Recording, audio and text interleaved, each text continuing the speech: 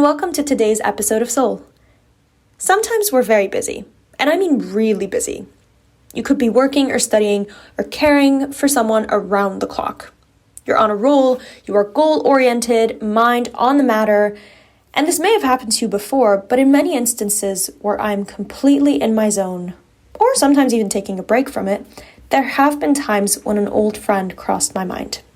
Sometimes it's an old colleague or a relative, and I know that it's incredibly helpful when you're focused to really stay in that zone. But when you have a moment, I invite you to check in on them. Just a quick message to let them know that they crossed your mind. Now, I don't mean text your ex or your toxic friend you cut ties with.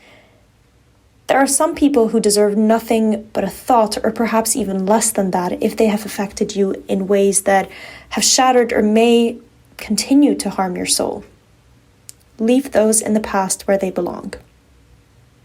Because we're talking about the little things we can do to improve, rather than take a few steps back, we want to focus on the people who put a smile on our face when we think of them.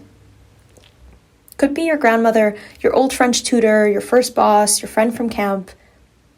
No questions asked, no second thoughts. Check in on them.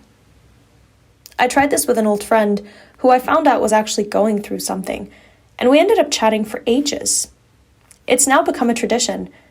We call each other at the most random times, and if one of us doesn't answer, there's no hard feelings. We'll call back when we can and when we have the capacity and ability to.